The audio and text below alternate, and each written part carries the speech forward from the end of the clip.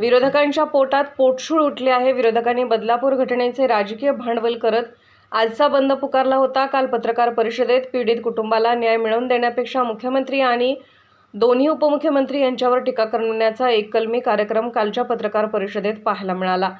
या प्रकरणी दोषीला कडक शिक्षा झाली पाहिजे, यासाठी जे काही करावे लागेल ते सरकार प्रामाणिकपणे करणार आहे। विरोधक मत समोर ठेवून कशा घाणेरड्या प्रवृत्तीने एखाद्या गोष्टीचं भांडवल करत आहेत हे काल संपूर्ण महाराष्ट्रासमोर आले आहे। न्यायालयाने विरोधकांचे मनसुबे धुळीला मिळवले आहेत। नाशिकमध्ये मराठा आंदोलकांनी मुख्यमंत्री यांची भेट घेतली। काँग्रेसच्या विरोधी पक्षनेते यांनी जे वक्तव्य केले ते धांदात खोटे आहे असे ते आंदोलक सांगत होते। मुख्यमंत्री यांनी सर्वपक्षीय बैठक बोलावली होती, त्यात सर्व विरोधकांनी बहिष्कार टाकला होता। सभागृहात एक बोलायचं, बाहेर एक बोलायचं असे सुरू आहे। महाराष्ट्र राज्य सरकारची भूमिका स्पष्ट आहे। 10% आरक्षण दिले, ओबीसी बांधवांवर कुठेही अन्याय होणार। विरोधी पक्षाने सांगावे की आरक्षण द्यावे की नाही।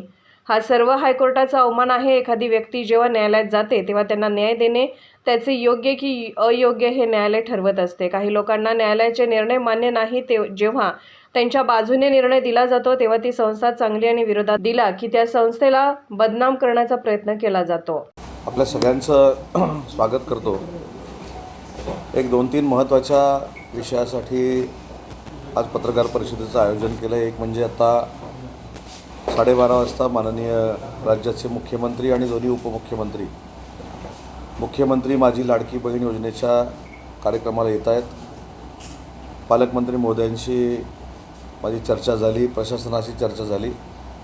सुमारे 50,000 महिला भगिनी या कार्यक्रमाला उपस्थित राहणं अपेक्षित आहेत आणि हा सगळा महाराष्ट्रातला माहोल बघता विरोधकांच्या पोटात पोटसूळ उठणं देखील स्वाभाविक आहे आणि म्हणून प्रत्येक गोष्टीचं राजकारण करण्याचा विडा जो काही विरोधकांनी उचललेला आहे तो महाराष्ट्रातल्या राजकीय संस्कृतीला शोभेल असा नाही। त्याचं मूर्तिमंत उदाहरण म्हणजे बदलापूरला जी दुर्दैवी घटना एका कुटुंबाच्या बाबतीमध्ये घडली, त्या पीडित कुटुंबाच्या मागं उभं राहण्यापेक्षा त्या 4 वर्षाच्या मुलीच्या त्या प्रसंगाचं राजकीय भांडवल करून आजचा बंद त्यांनी पुकारलेला होता। परंतु कालची पत्रकार परिषद आपण जर बघितली असेल तर त्या पत्रकार परिषदेमध्ये त्या पीडित कुटुंबाला किंवा त्या मुलीला न्याय देण्यापेक्षा माननीय मुख्यमंत्री आणि माननीय दोन्ही उपमुख्यमंत्री सरकारच्या विरोधामध्ये पुकारायचा आणि त्याचं राजकारण करायचं हे ज्यांचे मनसुबे होते ते काल न्यायालयानं धुळीला मिळवलेले आहेत। आणि म्हणून विरोधकांना देखील मला विनंती करायची आहे सन्मानपूर्वक की अशा प्रसंगामध्ये आपण सगळ्यांनी एकत्र येऊन महाराष्ट्राची संस्कृती जपली पाहिजे। महाराष्ट्राची जी संस्कृती आहे त्याला तडा जाणार नाही याची जबाबदारी सरकारची आहेच आहे, परंतु त्याला सहकार्य विरोधकांनी देखील करणं गरजेचं आहे, कारण ही परंपरा महाराष्ट्राची राजकीय आहे परंतु काही लोक ती विसरलेली आहेत। याचं अजून एक उदाहरण सांगतो। काल नाशिकमध्ये हा जो कार्यक्रम झाला त्या कार्यक्रमाला माननीय मुख्यमंत्री उपस्थित होते, माझी लाडकी बहीण योजना, आणि तिथे मराठा आंदोलकांनी मुख्यमंत्री महोदयांची भेट घेतली।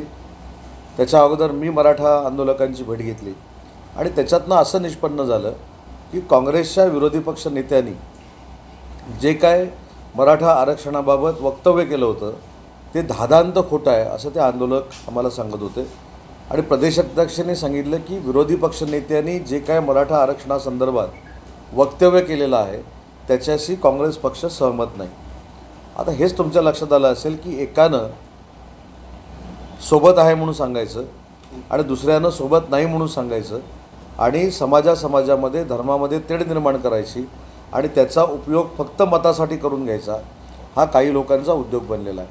आणि म्हणून काल देखील मराठा बांधवांना ज्या काही गोष्टी कळल्या हे मला असं वाटतं की काही लोकांचा पर्दाफाश झालेला आहे। आणि त्या आंदोलकांनीच असं सांगितलं की ज्यावेळी मुख्यमंत्री महोदयांनी सर्वपक्षीय बैठक बोलवलेली होती त्या बैठकीमध्ये सगळ्या विरोधकांनी बहिष्कार टाकलेला होता। त्याच्यामुळं सभागृहामध्ये एक बोलायचं, सभागृहाच्या बाहेर एक बोलायचं हे आम्हाला आता कळायला लागलेलं आहे।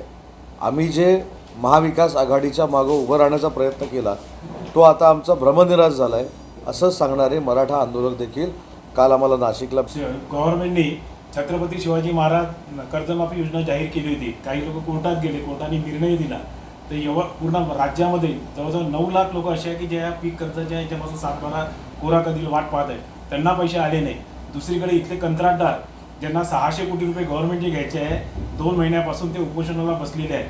तर असं वाटते की सरकार फक्त लक्ष आता महिलांच्या त्या लाडकी बहीणकडे देते आणि बाकीच्याकडे पैसे कटाप करत आहे, अशी एक लोकांची भावना तयार होत आहे. नाही, लोकांची भावना तयार होते म्हणण्यापेक्षा आमचे विरोधक ही भावना तयार करण्याचा प्रयत्न करत आहेत. परवाच्या आदरणीय शिवराजसिंग चौहान साहेब ज्यावेळी राज्यामध्ये आले होते, त्यांच्या समवेत तिन्ही नेते मंडळींनी आणि विशेषतः कृषी मंत्र्यांनी महाराष्ट्राला नक्की शेतकऱ्यांना काय पाहिजे ही भूमिका मांडलेली आहे. इन्शुरन्स कंपन्या जर शेतकऱ्यांना त्रास द्यायचा प्रयत्न करत असतील तर त्यांच्यावर कायदेशीर कारवाई केली पाहिजे, ही देखील आमची भूमिका आहे. हा झाला शेतकऱ्यांच्या बाबतीतला विषय. काल देखील मुख्यमंत्र्यांनी सूतोवाच केलेले आहे की शेतकरी हा आमचा कणा आहे, बळीराजामुळं आम्ही 2 वेळेचं खाऊ शकतो, ही आम्हाला सगळ्यांना भावना आहे. त्याच्यामुळे शेतकऱ्यांवर देखील अन्याय होणार नाही. माननीय एकनाथजी शिंदेसाहेब, माननीय उपमुख्यमंत्री देवेंद्रजी फडणवीस साहेब आणि माननीय उपमुख्यमंत्री अजितदादांच्या नेतृत्वाखाली महाराष्ट्राला विधायक आणि विकासात्मकदृष्ट्या पुढे नेण्याचं काम हे फार मोठ्या पद्धतीनं झालेलं आहे. तर या बाबतीमध्ये ज्यांनी हे कृत्य करण्याचा प्रयत्न केलेला आहे, त्याच्यामध्ये कोल्हापूरची घटना असेल, कोल्हापूरच्या घटनेच्या संदर्भामध्ये देखील त्या इसमाला अटक केलेलं आहे. ते बिहारचं कुटुंब आहे, तातडीनं त्यांना अटक केलेलं आहे. त्याचा खुलासा देखील केला की त्या म्हणजे जिच्यावर अत्याचार झाला आणि तिचा निगरूण खून झाला, तिला पहिलं तिच्या चुलत्याने काहीतरी एका रागातनं मारलेलं होतं, त्याच्यानंतर ती घराच्या बाहेर पडलेली होती आणि त्याच्यानंतर हे कृत्य घडलेलं आहे. परंतु अशा प्रवृत्तीला थारा दिला जाणार नाही, महिलांना पूर्ण सुरक्षा दिली जाईल. काल मुख्यमंत्र्यांनी आणि उपमुख्यमंत्र्यांनी जाहीर केलं की महिला सुरक्षित हे अभियान देखील महाराष्ट्रामध्ये राबवलं जाईल आणि कुठच्याही महिलेला त्रास होणार नाही. पर्यायी कुठच्याही महिला भगिनीकडे डोळे वर करून बघण्याची ताकद कोणाची होणार नाही, अशा पद्धतीनं शासन निर्णय घेईल अशी भूमिका सरकारची आहे. नाना पटोलेंनी म्हटलं की सरकारने आपल्या बगल बच्चांना कोर्टात पाठवून आपला बचाव केलेला आहे या संपूर्ण महाराष्ट्र बंदच्या आंदोलनात. मला असं वाटतं की हा सर्वोच्च माननीय हायकोर्टाचा अवमान आहे. जर एखादी व्यक्ती न्यायालयामध्ये गेलेली असेल तर त्याला न्याय देणं आणि न्याय न देणं हे न्यायालय ठरवत असतं. त्याचं म्हणणं योग्य आहे की अयोग्य आहे हे न्यायालय ठरवत असतं. कालची देखील आपण पत्रकार परिषद बघितली असेल, न्यायव्यवस्थेवर देखील प्रश्नचिन्ह उभं करण्याचं काम महाराष्ट्रातली काही लोक करत आहेत. त्याच्यामुळं त्यांना सरकार मान्य नाही, त्यांना ज्युडिशरी पॉवर आहे ती मान्य नाही, त्यांना न्यायालयाचे निर्णय मान्य नाहीत. ज्यावेळी न्यायालय किंवा एखादी संबंधित संस्था त्यांच्या बाजूनं निर्णय देते त्यावेळी ती संस्था चांगली असते आणि ज्यावेळी ती निर्णय त्यांच्या विरोधात देते त्यावेळी त्याला बदनाम करण्याचं षडयंत्र यांचं असतं.